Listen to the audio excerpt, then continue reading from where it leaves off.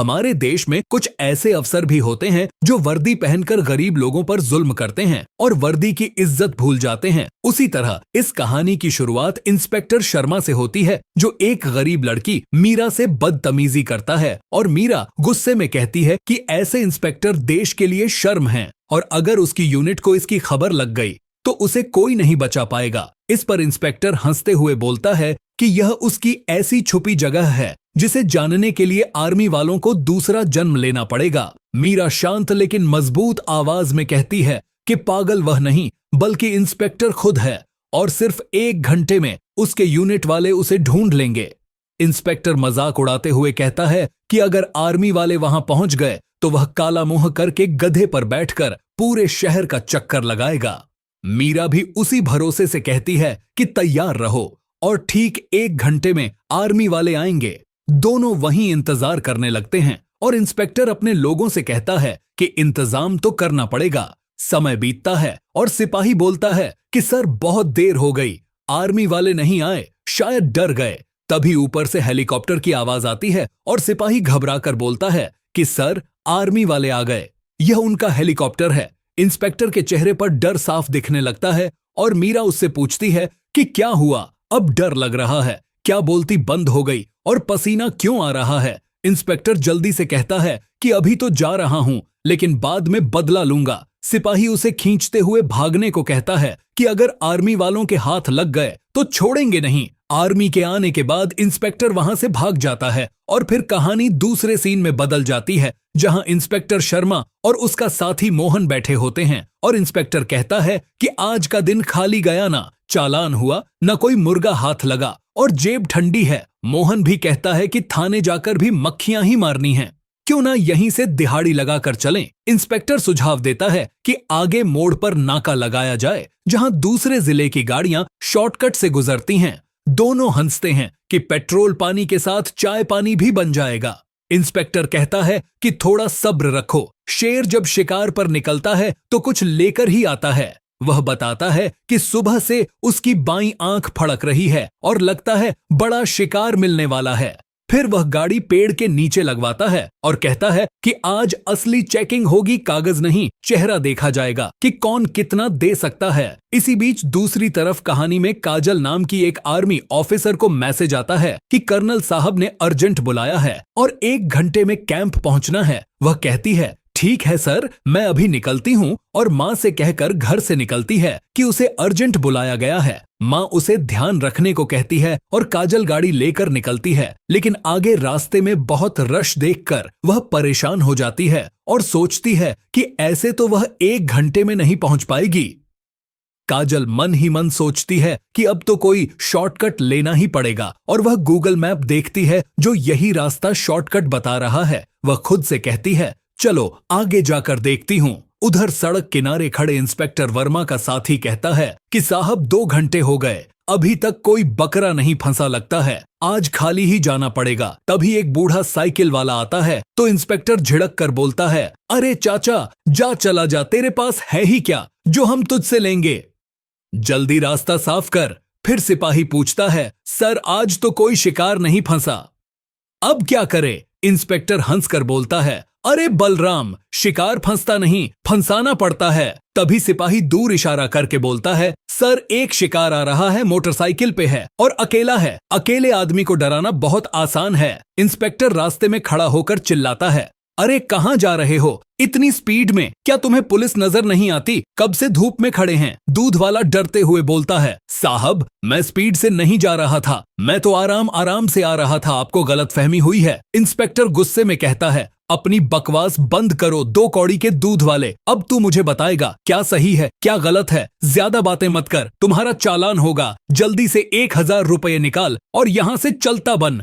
दूध वाला हाथ जोड़कर बोलता है अरे सर मेरे पास इतने पैसे नहीं हैं, मैं गरीब दूध वाला हूँ, कृपया मुझे जाने दें सर, मैं रोज यहाँ से गुजरता हूँ, पहले तो कभी चालान नहीं हुआ लेकिन आज आप बोल रहे हैं चालान होगा। इंस्पेक्टर कड़क आवाज में कहता है पहले इसलिए बच जाता था क्योंकि छिप कर जाता था, अब पकड़ा गया है, जो कहाँ है वो करो वरना अच्छा नहीं होगा। मैं तुम्हारी कहानी सुनने के लिए नहीं खड़ा हूँ, यहाँ बहुत गर्मी है, जल्दी पैसे दो और दफा हो जाओ। दूध वाला रोते हुए कहता है सर मैं पैसे नहीं दूंगा, अगर दे दिए तो मेरे घर मेरे बच्चे क्या खाएंगे। इंस्पेक्टर तंज कसता है। अच्छा तो ऐसे नहीं मानेगा, नहीं देगा पैसे। इंस्पेक्टर वर्मा के सामने बोलने की किसी को जरूरत नहीं। डर के मारे दूध वाला कहता है, सर मुझे माफ कर दो, मैं देता हूं पैसे, ये लो पैसे। वह मन ही मन सोचता है, मेरे पास जितने पैसे थे इस पुलिस वाले ने ले लिए, अब मैं घर जाकर अपने बच्चों को क्या खिलाऊंगा।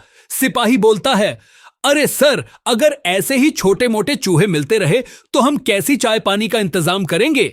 इंस्पेक्टर हंसकर कहता है, अरे बस देखते जाओ, अभी छोटी मछली हाथ लगी है, बड़ी मछलियां भी हाथ लगेंगी, तुम बस रोड पे नजर जमाए रखो। तभी सिपाही बोलता है, सर वो देखो दूर से एक बड़ी गाड़ी आ रही है, लगता है आर्मी की गाड़ी है क्या, हमें इसे रोकना चाहिए। गाड़ी रुकती है और काजल उतरकर बोलती है, जय हिंद इंस्पेक्टर, क्या हुआ, तुम लोगों ने मुझे क्यों रोका, सब ठीक तो है। इंस्पेक्टर तुरंत नरम होकर बोलता है, हाँ हाँ मैडम सब ठीक है, अब बस यह बताइए आप किस जिले से आई हैं और कहां जा रही हैं। काजल सख्त आवाज में कहती है, इंस्पेक्टर तुम्हारा दिमाग ठीक है, तुम एक आर्मी ऑफिसर से पूछ रहे हो कहां से आई हूं और कहां जा रही हूं। यह देश हम सबका है और इस देश की हर जगह भी हमारी है।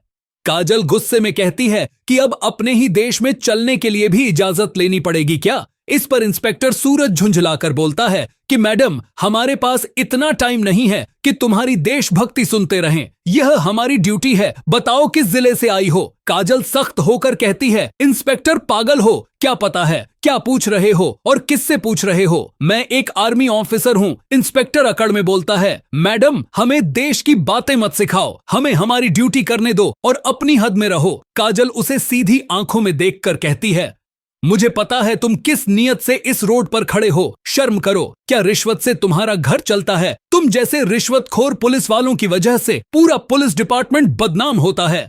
इतना सुनते ही इंस्पेक्टर तिलमिला जाता है और चिल्लाकर कहता है, तुम्हारी इतनी हिम्मत कि तुम मुझे रिश्वतखोर बोलो। और फिर गुस्से में काजल का हाथ पकड़ लेता है। काजल चिल्लाती है, इंस्पेक्टर तुम्हारी इतनी हिम्मत कि तुम एक आर्मी वाली पर हाथ उठाओ। इंस्पेक्टर झूठा नाटक करते हुए सिपाहियों से कहता है, पकड़ो इस पागल आर्मी वाली को, इसने मुझ पर हाथ उठाया है, इसे अपने ठिकाने पर ले चलो। काजल छटपटाते हुए कहती है, छोड़ो मुझे मिस्टर सूरज सिंह, तुम मुझे कहां लेकर जा रहे हो, यह ठीक नहीं है। लेकिन इंस्पेक्टर हंसते हुए कहता है, आज तुम्हें पता चल जाएगा कि इंस्पेक्टर पर हाथ उठाने की क्या सजा होती है। गाड़ी जंगल के बीच जाकर रुकती है और काजल डरते हुए पूछती है, मुझे पुलिस स्टेशन ले जाने की बजाय यहां क्यों लाए हो। इंस्पेक्टर ठंडी हंसी के साथ कहता है, अरे आर्मी मैडम तुम्हें क्या लगा मैं इतना बेवकूफ हूं कि तुम्हें थाने ले जाऊं। मैं भी कानून जानता हूं, यह हमारा ठिकाना है जहां हम अपने खास काम करते हैं,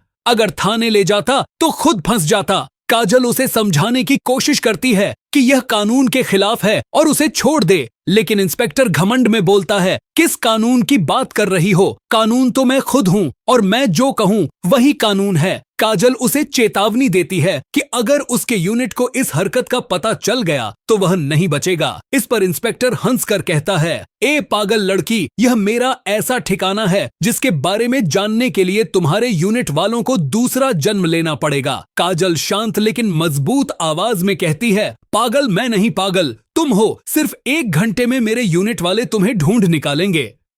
याद रखना, इंस्पेक्टर मजाक उड़ाते हुए कहता है, अगर आर्मी वाले यहां पहुंच गए तो मैं काला मुंह करके गद्दे पर बैठकर शहर के चक्कर लगाऊंगा। काजल कहती है, ठीक है, फिर इंस्पेक्टर तैयार रहो, ठीक 1 घंटे में आर्मी वाले यहां होंगे। इंस्पेक्टर हंसते हुए सिपाहियों से कहता है, चलो भाई आर्मी वालों का इंतजार करते हैं, 1 घंटे में आने वाले हैं तो इंतजाम तो करना ही होगा ना उनके लिए। समय बीत जाता है और एक सिपाही घड़ी देखकर घबरा कर कहता है, अरे सर बहुत देर हो गई, ये आर्मी वाले नहीं आए। इंस्पेक्टर हंसते हुए कहता है, लगता है आर्मी वाले हमसे डर गए। और फिर अपने सिपाही से बोलता है, अरे बलदेव, आर्मी वालों का बाप भी हमें नहीं ढूंढ सकता, चलो झोपड़ी में चलते हैं, यहां बहुत गर्मी है। सिपाही हंसकर कहता है, सर आज तो बड़ा मजा आ गया, लेकिन सर वो आर्मी वाली क्या ऐसे ही धूप में बाहर खड़ी रहेगी। इंस्पेक्टर बेरहमी से बोलता है, उसने मुझ पर हाथ उठाया है, सड़ने दो, धूप में ही यही उसकी सजा है।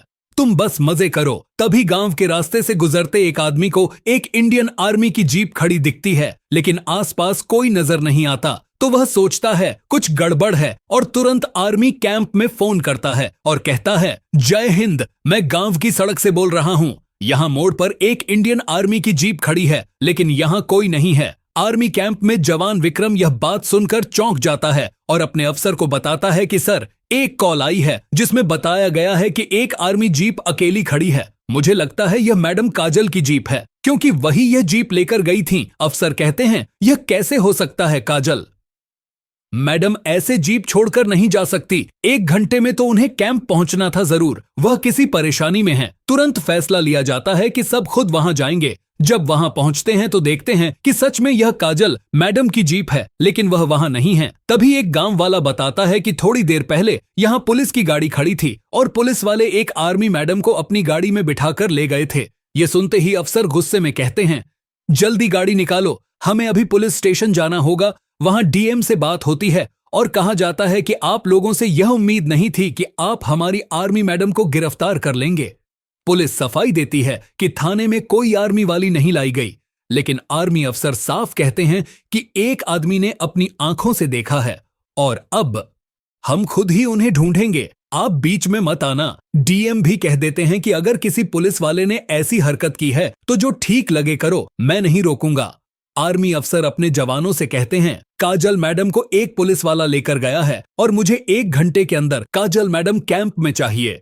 थोड़ी देर में सिपाही बताता है कि सर, काजल मैडम की लोकेशन जंगल से मिल रही है। अफसर विक्रम से कहते हैं, मुझे सिर्फ 1 घंटा चाहिए, 1 घंटे में काजल मैडम चाहिए। उधर जंगल में बैठे इंस्पेक्टर के पास अचानक हेलीकॉप्टर की आवाज आती है और सिपाही डर कर कहता है, सर, लगता है आर्मी वाले आ गए, ये उनका हेलीकॉप्टर है, अब क्या होगा? तभी काजल हिम्मत से कहती है, देखो इंस्पेक्टर आ गए, तेरे बाप मैंने कहा था ना, वो यहां पहुंच जाएंगे। अब बताओ क्या हुआ? डर लग रहा है क्या? बोलती बंद हो गई। पसीना क्यों आ रहा है? इंस्पेक्टर घबरा कर कहता है, ए लड़की, अभी तो मैं जा रहा हूं, लेकिन याद रखना, मैं बाद में आऊंगा और तुमसे बदला लूंगा। सिपाही घबरा कर चिल्लाता है, सर सर, जल्दी भागो, आर्मी वाले आ गए हैं, अगर उनके हाथ लग गए तो हमें नहीं छोड़ेंगे। और तभी हेलीकॉप्टर से जवान उतरते हुए बोलते हैं, come on boys, come on. एक सोल्जर ध्यान से देखता है और कहता है, अच्छे से देखो, यही वही इंस्पेक्टर है। और सब जवान चारों तरफ देखने लगते हैं। तभी एक जवान बोलता है, सर वो देखो, वो काजल मैडम हैं। काजल मैडम कहती हैं, सर मैं ठीक हूं, आप मुझे छोड़ो और इस इंस्पेक्टर सूरज सिंह को पकड़ो, वो जंगल की दूसरी तरफ भागा है। जवान चिल्लाते हैं, इंस्पेक्टर रुक जाओ, वरना तुम्हारे लिए अच्छा नहीं होगा। Stop right there. इंस्पेक्टर को पकड़ लिया जाता है और काजल मैडम सख्त आवाज में कहती हैं, क्या हुआ इंस्पेक्टर सूरज सिंह, अब भाग क्यों रहे हो? तुम तो आर्मी वालों का इंतजार कर रहे थे, डर गए क्या? इंस्पेक्टर गिड़गिड़ाकर बोलता है, मैडम मुझे माफ कर दीजिए, हमसे बहुत बड़ी भूल हो गई है। काजल मैडम कहती हैं, तुमने ही कहा था ना, अगर आर्मी वाले यहाँ आ गए तो मैं काला मुंह करके गधे पर बैठकर पूरे शहर में घूमूंगा। जवानों से कहती हैं, सिपाहियों ले चलो इसे शहर के बीचों बीच, आज इसकी आखिरी ख्वाहिश पूरी। लोग देखते हैं और कहते हैं, ऐसे इंस्पेक्टर हमारे देश के लिए कलंक हैं, जो गरीब लोगों पर जुल्म करते हैं और किसी वर्दी वाले की इज्जत नहीं करते। इस इंस्पेक्टर के साथ ऐसा ही होना था, क्योंकि यह बहुत दिनों से गरीब लोगों पर जुल्म कर रहा था और आज इसकी सजा मिल गई। दोस्तों, यह कहानी पूरी तरह से फर्जी है और इसका हकीकत से कोई लेना देना नहीं है। यह सिर्फ लोगों को जागरूक करने के लिए बनाई गई है। अगर आपको वीडियो अच्छी लगी हो तो वीडियो को लाइक करें, चैनल को सब्सक्राइब करें और कमेंट में जरूर बताएं कि आपको वीडियो कैसी लगी। इस वीडियो में किसी भी देश या किसी भी थाने को निशाना नहीं बनाया गया है, यह सिर्फ जागरूकता के लिए है और इस कहानी से हमें यह सीख मिलती है कि जुल्म और गलत काम ज्यादा दिन नहीं चलते, चाहे कोई कितना भी ताकतवर क्यों ना हो। इंसाफ का सिस्टम आखिर में सच का साथ देता है और यह भी बताता है कि सही फैसला और लोगों की आवाज इंसाफ को मजबूत बनाती है। यह कहानी पूरी तरह से फर्जी है और इसका मकसद किसी भी संस्था, व्यक्ति, समाज या देश को टारगेट करना नहीं है, बल्कि लोगों को सही रास्ता दिखाना है। सभी संस्थाएं हमारे लिए सम्मान के लायक हैं, खासकर आर्मी और पुलिस, जो दिन रात हमारी सुरक्षा में लगे रहते हैं और हमारे आर्मी जवान हमारा गर्व है, जिनकी वजह से हम रात को चैन से सोते हैं और वो पूरी रात बॉर्डर पर खड़े रहकर हमारी हिफाजत करते हैं। दोस्तों, अगर आपको यह स्टोरी अच्छी लगी हो तो हमारे YouTube चैनल को सब्सक्राइब करें, घंटी के निशान को दबाएं और वीडियो को ज्यादा से ज्यादा शेयर करें ताकि आने वाली कोई भी वीडियो आपसे मिस ना हो और इसे ज्यादा से ज्यादा लोगों तक पहुंचाएं। दोस्तों, इस कहानी के अंत में हम सब के लिए एक बहुत जरूरी बात छुपी हुई है जो हर इंसान को समझनी चाहिए। यह कहानी सिर्फ एक कहानी नहीं है बल्कि समाज का आईना है, जहां कुछ लोग ताकत और वर्दी का गलत इस्तेमाल करके गरीब और कमजोर लोगों को डराते हैं। लेकिन यह भी सच है कि कोई भी गलत काम हमेशा नहीं चलता और एक दिन सच सामने जरूर आता है। इस कहानी से हमें यह सीख मिलती है कि चाहे इंसान कितना भी बड़ा क्यों न हो, अगर उसका रास्ता गलत है तो उसे अपने किए का फल जरूर मिलता है। हमें यह भी समझना चाहिए कि आर्मी और पुलिस जैसी संस्थाएं हमारे देश की रीढ़ हैं और इनमें काम करने वाले ज्यादातर लोग ईमानदार और देशभक्त होते हैं, जो दिन रात हमारी सुरक्षा में लगे रहते हैं। लेकिन अगर कहीं कोई एक गलत इंसान मिल जाए तो उसकी वजह से पूरी संस्था को गलत कहना बिल्कुल भी सही नहीं है। इसीलिए हमें सच और झूठ में फर्क करना सीखना चाहिए। इस कहानी का मकसद किसी को नीचा दिखाना नहीं बल्कि लोगों को जागरूक करना है ताकि कोई भी इंसान गलत के सामने चुप न रहे। अगर आपके आसपास कहीं किसी के साथ गलत हो रहा है तो आवाज उठाना बहुत जरूरी है, क्योंकि चुप रहना भी एक तरह से गलत का साथ देना होता है। हमें अपने देश, अपने कानून और अपनी संस्थाओं पर भरोसा रखना चाहिए और साथ ही यह भी याद रखना चाहिए कि कानून सबके लिए बराबर है, चाहे वह आम आदमी हो या कोई बड़ा अफसर। यह कहानी हमें यह भी सिखाती है कि हिम्मत और सच की ताकत सबसे बड़ी होती है और जब इंसान सही रास्ते पर चलता है तो भगवान भी उसका साथ देता है। दोस्तों, अगर आपको यह कहानी अच्छी लगी हो और इससे आपको कुछ सोचने को मिला हो तो इसे अपने दोस्तों और परिवार के साथ जरूर शेयर करें ताकि ज्यादा से ज्यादा लोग जागरूक हो सकें। हमारे चैनल का मकसद भी यही है कि समाज में अच्छी सोच फैलाई जाए और लोगों को सही और गलत के बीच फर्क समझाया जाए। आप सबका प्यार और सपोर्ट ही हमें आगे बढ़ने की ताकत देता है। इसलिए चैनल को सब्सक्राइब करें, वीडियो को लाइक करें और कमेंट में जरूर बताएं कि आपको यह कहानी कैसी लगी। आपकी एक छोटी सी प्रतिक्रिया हमारे लिए बहुत मायने रखती है। मिलते हैं अगली कहानी के साथ। तब तक अपने आसपास के लोगों का ख्याल रखें, सच के साथ खड़े रहें और हमेशा सही रास्ते पर चलें।